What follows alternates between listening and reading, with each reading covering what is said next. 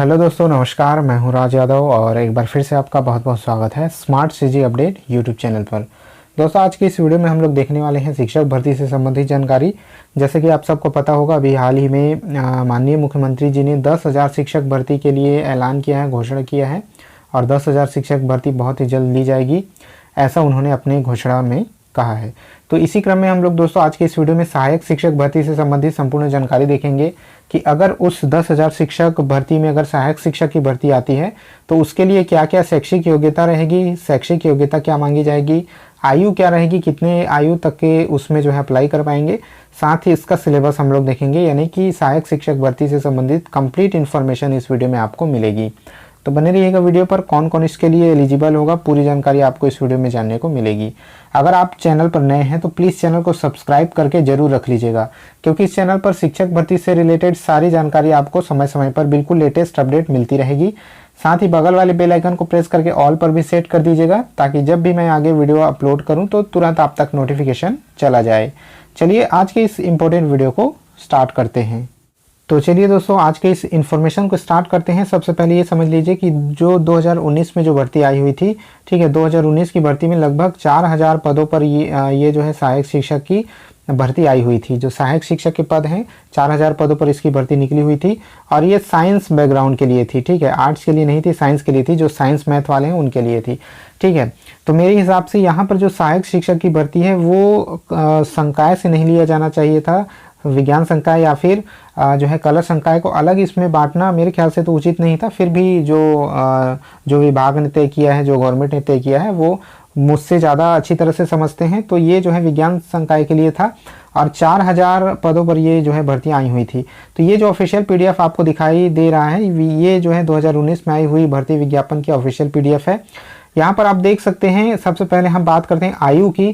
तो यहाँ पर न्यूनतम आयु 21 वर्ष यहाँ पर दी गई है, यानी जो कैंडिडेट 21 वर्ष के हैं वो इसके लिए आवेदन कर सकते हैं, ठीक है। ये हुई आयु की बात। अधिकतम आयु जो है 35 वर्ष यहाँ पर दी गई है, ठीक है। सामान्य 35 वर्ष की आयु यहाँ तक रहेगी, किंतु यहाँ पर यह दिया गया है कि जो पिछड़े वर्ग के लोग हैं, गैर क्रीमी जो कैंडिडेट हैं, इसके अलावा अनुसूचित जाति है, अनुसूचित जनजाति है, ऐसे अभ्यर्थियों को 5 वर्ष की यहाँ पर छूट मिलेगी, यानी कि वो 40 वर्ष मान सकते हैं।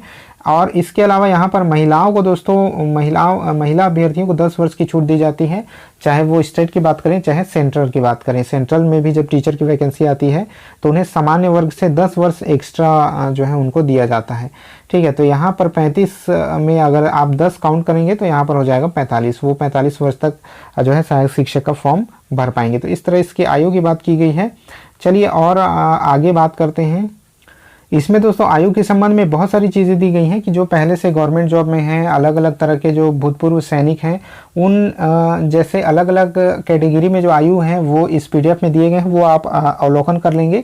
ये हमारे टेलीग्राम चैनल पर जो है आपको मिल जाएगा। टेलीग्राम चैनल का लिंक नीचे डिस्क्रिप्शन बॉक्स में मैं दे दूँगा, ठीक है। वहाँ पर से आप टेलीग्राम चैनल जरूर से ज्वाइन कर लीजिएगा। मैं सारे इंपॉर्टेंट पीडीएफ वहीं पर अपलोड कर दिया करता हूँ।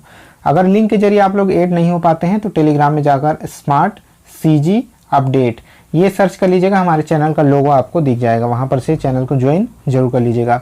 चलिए आगे बढ़ते हैं और बात करते हैं न्यूनतम शैक्षणिक योग्यता की, ठीक है। तो सहायक शिक्षक की शैक्षणिक योग्यता क्या रहेगी, देख सकते हैं यहाँ दिया गया है कि न्यूनतम 50% अंकों के साथ उच्चतर माध्यमिक उत्तीर्ण होना चाहिए, ठीक है। यानी कि 12th आपको न्यूनतम 50% के साथ उत्तीर्ण होना चाहिए और प्रारंभिक शिक्षा शास्त्र में द्विवर्षीय डिप्लोमा आपका होना चाहिए, यानी कि डीएलएड, डीएड किसी भी नाम से अगर उसको जाना जाता है तो वो जो है 2 वर्षीय प्रारंभिक डिप्लोमा आपके पास होना चाहिए और 12th में आपका 50% होना चाहिए, ठीक है। इसके अलावा अन्य योग्यता दी गई है कि अगर वो नहीं होता है तो न्यूनतम 45% अंकों के साथ 12th आपको उत्तीर्ण होना चाहिए और प्रारंभिक शिक्षा शास्त्र, चाहे उसे किसी भी नाम से जाना जाता हो, 2 वर्षीय उसकी डिप्लोमा आपके पास होना चाहिए और राष्ट्रीय शिक्षा परिषद के मानदंडों के अनुसार जो है ये प्राप्त किया गया हो, ठीक है। इसके अलावा न्यूनतम शैक्षणिक योग्यता यहाँ पर देख सकते हैं 50% के साथ 12th उत्तीर्ण होना चाहिए और 4 वर्षों का जो है स्नातक बीएलएड में होना चाहिए प्रारंभिक शिक्षा शास्त्र में, तब भी आप इसके लिए एलिजिबल हैं। ट्वेल्थ में 50% अंक हों और प्रारंभिक शिक्षा शास्त्र में द्विवर्षीय डिप्लोमा है आपके पास विशेष शिक्षा शास्त्र में, तब भी आप इसके लिए आवेदन कर सकते हैं। जो स्पेशल एजुकेशन का जो कोर्स होता है वो अगर आपके पास है तब भी आप इसके लिए एलिजिबल हैं।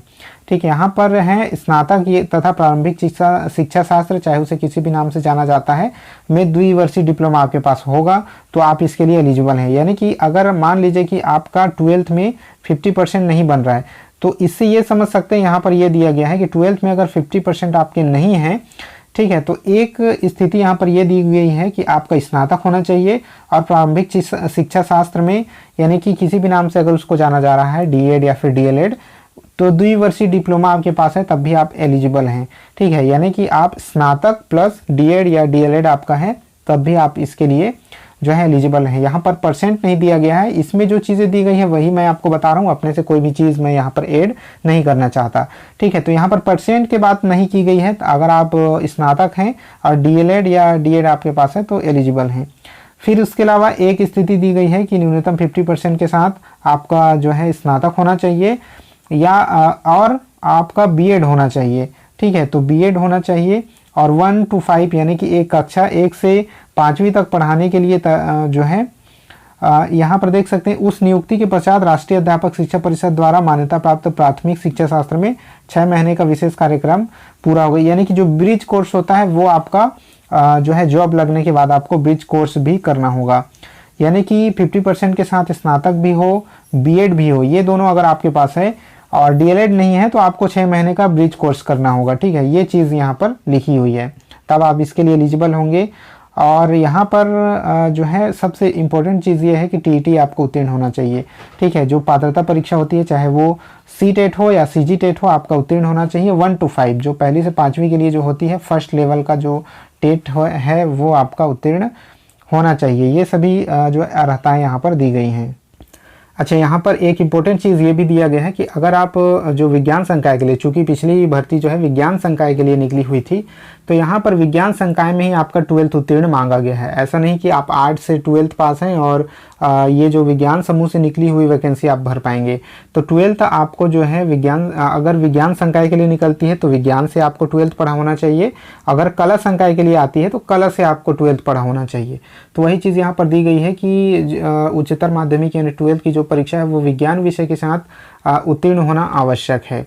ठीक है, कृषि संकाय के लिए उच्चतर माध्यमिक परीक्षा उत्तीर्ण होना चाहिए, उसे विज्ञान संकाय में मान्य किया जाएगा। जो कृषि से 12th पास हैं उनको विज्ञान में मान्य किया जाएगा। और यहाँ पर व्यावसायिक शिक्षा से उच्चतर माध्यमिक उत्तीर्ण परीक्षा की पात्रता नहीं होगी, यानी जो व्यावसायिक शिक्षा से जिसने 12th पास किया है वो विज्ञान संकाय में नहीं आएगा। ठीक है, यहाँ पर देख सकते हैं सहायक शिक्षक अंग्रेजी माध्यम के पद हेतु अभ्यर्थी को अंग्रेजी माध्यम से उच्चतर माध्यमिक अथवा इसके समकक्ष परीक्षा उत्तीर्ण होना आवश्यक है। जो अंग्रेजी के लिए अलग से निकला हुआ था वैकेंसी, आप सबको पता होगा अंग्रेजी माध्यम वालों के लिए, तो जो सहायक शिक्षक अंग्रेजी माध्यम से अगर वैकेंसी आती है और वो फिल करना चाहता है तो उसका अंग्रेजी माध्यम से पढ़ा होना आवश्यक है। ठीक है, इंग्लिश मीडियम से उसका पढ़ा होना आवश्यक है। ठीक है, यहाँ पर आप देख सकते हैं कि जो मैंने टेट के लिए बताया वो चीज़ यहाँ पर दी गई है कि जो है टेट की नियुक्ति के समय यहाँ पर छूट रहेगी किसको, जो विशेष पिछड़ी जनजातियाँ हैं। यहाँ पर देखिए साफ शब्दों में दिया गया है कि जो विशेष पिछड़ी जनजातियाँ हैं उनको डीएड एवं टीईटी से नियुक्ति के समय छूट रहेगी, यानी नियुक्ति के समय उनको जो है डीएड और टीईटी से छूट रहेगी। ये ऐसा यहाँ पर दिया गया है विशेष पिछड़ी जनजाति को। और टेट के लिए जैसे कि मैंने कहा कि टेट उत्तीर्ण होना आवश्यक है, बाकी जो कैंडिडेट हैं सहायक शिक्षक के पद हेतु पहली से 5वीं तक टेट होना उनका उत्तीर्ण है जो है आवश्यक है। अब चलिए बात करते हैं सिलेबस की। तो यहाँ पर आप देख सकते हैं इसका सिलेबस सहायक शिक्षक के पद हेतु जो सिलेबस हिंदी एवं अंग्रेजी दोनों माध्यम के लिए दिया गया है। ठीक है, तो यहाँ पर साइंस या फिर आर्ट्स किसी भी बैकग्राउंड से अगर सहायक शिक्षक की वैकेंसी आती है तो सिलेबस यही रहेगा, क्योंकि इसमें सारे सामान्य सब्जेक्ट्स को इंक्लूड किया गया है। और ये जो सिलेबस है वो पिछली वैकेंसी जो साइंस के लिए आई हुई थी उसका सिलेबस है। तो आर्ट्स के लिए जो वैकेंसी आएगी तब भी यही सिलेबस रहेगा। बाल विकास एवं शिक्षा शास्त्र 30 अंक, सामान्य हिंदी 25 अंक, सामान्य अंग्रेजी 25 अंक, गणित 30 अंक, पर्यावरण अध्ययन 20 अंक, कंप्यूटर संबंधी सामान्य ज्ञान 10 अंक और सामान्य ज्ञान जो है 10 अंक। तो इस तरह से कुल मिलाकर के 150 अंकों का ये जो प्रश्न पत्र रहेगा आपका और 150 प्रश्न ही रहेंगे। ठीक है, इसको बिल्कुल डिटेल से यहाँ पर नीचे इस PDF में दिया हुआ है, जो कि मैंने अपने टेलीग्राम चैनल पर अपलोड कर दिया है, पहले ही अपलोड कर दिया है। आप लोग अगर नहीं देखे होंगे तो टेलीग्राम चैनल पर जा करके इस PDF को डाउनलोड कर लीजिएगा और पूरा डिटेल जो सिलेबस है इसका यहाँ पर से देख सकते हैं। पूरा डिटेल है, यहाँ पर से पढ़ लीजिएगा। टेलीग्राम चैनल का लिंक मैंने नीचे डिस्क्रिप्शन बॉक्स में दे दिया है। और अगर वहाँ पर से ज्वाइन नहीं हो पाते हैं तो टेलीग्राम में जा करके स्मार्ट CG अपडेट ये सर्च कर लीजिएगा, हमारे चैनल का लोगो आ जाएगा। ठीक है, तो ये हुई कंप्लीट इन्फॉर्मेशन। अगर कोई भी जानकारी इसमें छूट गई होगी बतानी तो नीचे आप कमेंट कर सकते हैं।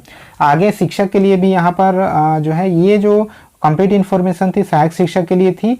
आगे शिक्षक और व्याख्याता के लिए भी मैं वीडियो लेकर के आऊँगा, तो आप लोग बने रहिएगा चैनल पर। चैनल को सब्सक्राइब करना बिल्कुल भी मत भूलिएगा और वीडियो को लाइक कर दीजिएगा, शेयर अपने सभी दोस्तों तक जरूर कर दीजिएगा ताकि सभी तक ये इन्फॉर्मेशन पहुँच पाए।